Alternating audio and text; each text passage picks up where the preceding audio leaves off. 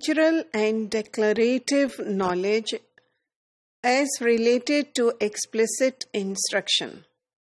Now we are talking about explicit instruction, one of the macro options given to us, and if we want to focus on form as opposed to communicative language teaching, which focuses on meaning making. And if it is a strong version of communicative language teaching, that means we are focusing entirely on meaning making and not on the form at all. So what do we mean by procedural and declarative knowledge? Procedural knowledge is about how a thing actually works, or the procedure of using a language in this case. And declarative knowledge is actually knowledge about a language. So the assumption is that when we teach explicitly, explicit would mean when we teach clearly, declarative knowledge, that is knowledge about how a language works to our learners, it will gradually allow our learners to develop that kind of procedural knowledge, that is, they will be able to use the language with accuracy. Dekesser 1998 advocates for explicit grammar instruction.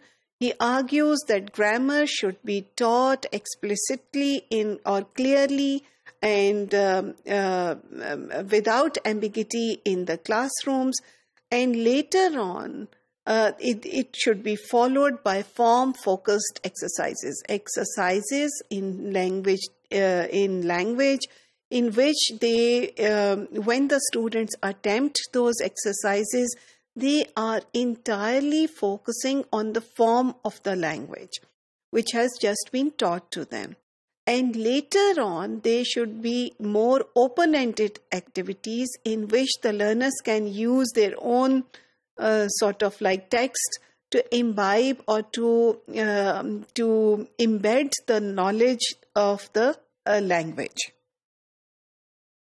Form-focused exercises develop what we say declarative knowledge. It allows us to focus on the structure of the language itself, while the procedural knowledge will allow us to automatize that knowledge.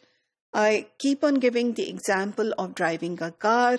If someone tells you how a car works, this will be a declarative knowledge, and gradually, if you develop this knowledge of how actually to drive a car using the road traffic signals, having this road sense, then this is the procedural knowledge. And when we talk about automatization, we mean that once one has mastered the declarative knowledge, one has mastered the procedural knowledge, it becomes automatized. So now when you have learned the language, you hardly think about the grammatical structures that you are using to convey your meaning. The rationale behind declarative knowledge or the teaching of the declarative knowledge is that unless you know the rule or the basics of the language, you cannot possibly proceduralize it or put to use.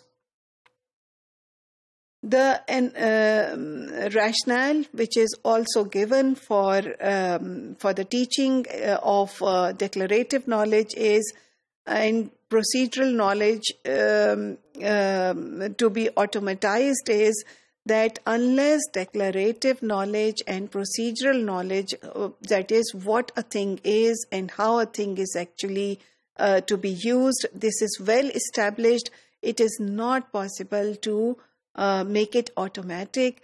Automatic would mean that enable a learner to use the second language without actually paying attention to those painful aspects of language in terms of what should be the right structure, how should I say what I want to say. So it should be so automatized that the learners can simply express their meanings as easily, as fluidly as they do in their first language.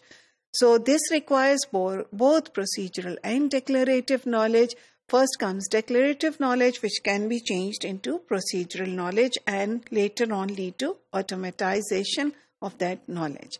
So it is argued that this automatization, language becoming very sort of easy for the second language learners, can come through a practice which will gradually bridge the gap between explicit knowledge, the rules of the language that have been explicitly taught to them, they have learned, and then how to use them. This will gradually become possible through practice.